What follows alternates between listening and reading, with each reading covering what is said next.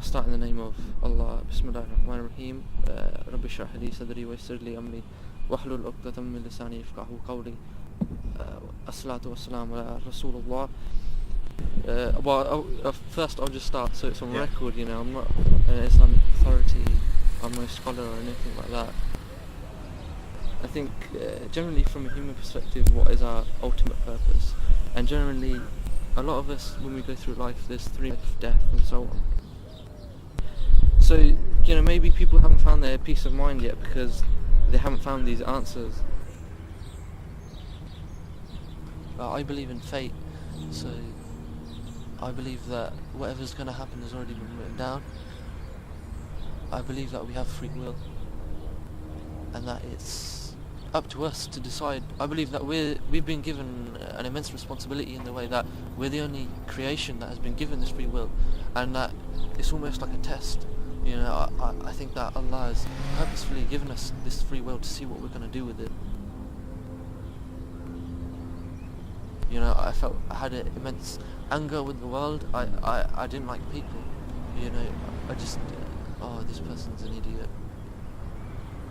I just, for no reason, but now I feel indifferent almost. I don't have any problem with anybody. I feel like I'm just a traveller. I'm going from one place to another. That's all I feel. I feel completely at peace. There's something about going to the mosque and compared to other religions, Islam just, there's not a single fundamental of Islam that can't be a benefit to mankind, the way I see it, The only being that we can go to is God. I think it's when we look at stuff like the streets of London, people killing themselves and stuff like that, stabbing up other people, I think the main cause is the culture, the media, the gangster rap, stuff like that. I think it's mentally difficult to oppose something all the time, so eventually you're going to accept it. You become desensitized to it. If I see a dead body on the street, you're going to be like, oh, I see it every day anyway. Evil is from ourselves. If you look at the problems in the world today, is basically from ourselves, our passions, our desires, our evil intent. If we wanted to, if we followed, one way of living, I think if we followed Islam, we wouldn't have a problem. We'd all be living from the same set of codes and beliefs, and I think the evil and stuff like that comes from ourselves.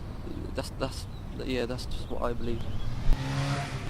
So there's a few things that people say in Islam, it's boring, or like everything's forbidden, you can't drink, you can't go clubbing, etc. So I think the motive behind this question is, not if there is a creator or whatever, it's how can Islam serve me? I think the fundamental question in Islam is, how do I serve God? I think it's important to sort out why you were put on this earth. The reality nowadays is almost like, for the human being, that were you put here to eat, drink, have sex, have fun, die, and then is that some kind of purpose of life that you have? And what Muslims are arguing is that you and I are not in a position to decide what is good or bad for ourselves. That we look to the Quran and we look to the way of the Prophet Muhammad sallallahu alaihi wasallam. People just don't want to take responsibility for what they're put on this earth. They're just running away from it. I feel they want to escape it. Even if you're looking for pleasure, right, with alcohol, people have sought pleasure and they've found no happiness. I think what I'm trying to say is that faith can fill your heart with contentment, and I think it'll be interesting, for a week maybe, just to put desires to one side and to reflect on the truth, on your real purpose in life, and see if that can push you in a new direction. Maybe you're scared, you'll find the truth and it's going to ask you to change yourself. Rejecting something because you don't understand it, that higher being or whatever, is a bit absurd. Personally, as someone who studies science, I don't think science can answer those questions. There are many things that have been left unexplained, and I think there's like the five senses, the smell, taste, touch, what you can hear and stuff like that. You can explain those things, but I think you can't explain feelings and love and the soul and stuff like that. Mystic, and that's how they describe it. They can't understand it.